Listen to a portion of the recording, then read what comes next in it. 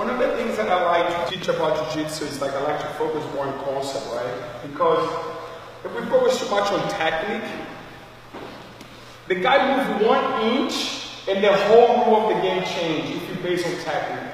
If you focus on the concept, then now when the guy makes the adjustment, you can adapt, you can adjust that. Does everybody understand what I'm talking about or not? I remember when I was like, I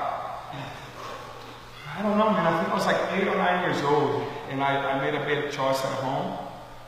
And I remember just like today, you know, my dad said, you know, so my job is to teach you right and wrong. It's your job to do the right thing. And that, I was 9 years old, and I made a conscious decision to do something wrong and whatever it was. I think it was actually, I ate my sister's food. I had my piece, my sister had half of her meal, ate, and I ate, and it was a big mess. And obviously not about the food, but, and I remember my dad said, listen, my job is to tell you the right and wrong, but if you choose wrong, you're gonna have to deal with the consequence.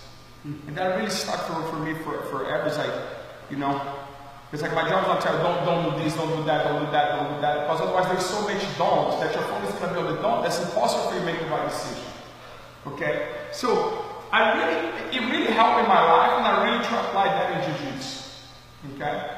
So, the best way to learn Jiu-Jitsu, I believe, is reverse engineering. Okay? So, if I have a cleave on the side body, had exactly that right. And I'm on the side body. I cannot really get on the side body, but it clears a little bit sideways.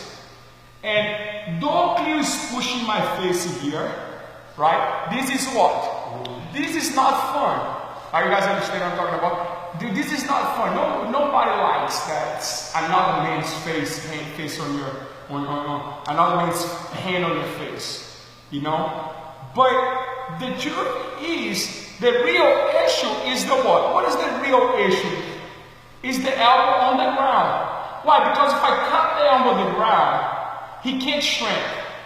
So he can push like he can push through. But it's just a matter of time that I'm going to wiggle it in and out. That's how I'm getting that disposition all the time. You guys understand? That's how I get all the time. A lot of times I cup your elbow and I let you put your hand on my face, I'm pushing, and I cup here, boom. And that's how I get that side body pressure. But really, are you guys understand or not? And if you don't, I'm about to roll like that. If you're going to do a few more rolls, I'll make sure you're going to figure it out there.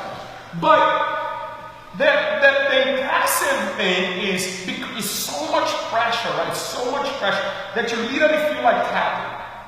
You know, if you really feel like that, no, if you think I hold, you're going to have to tap. Because if you put the weight on the diaphragm the right way, it's like you really feel like anaconda. You know? So, but the thing is, because he is so overwhelmed with the pressure that he doesn't realize the key is what? Is this here, this elbow. As long as I have this elbow, I can keep pushing me here, and I come here, right here, keep pushing me clear, keep pushing me to the right. But I'm here, I'm gonna, because there's so much pressure on him, he keep relying on this head here up. But I'm cupping the elbow here. And a lot of times I even do here up. But I almost like make a face like this is bugging me. So he relies even more on this push, and the more he push, the tighter, the deeper I can get on his back. I guess what I'm talking about. John's not really understanding. We're gonna roll next roll.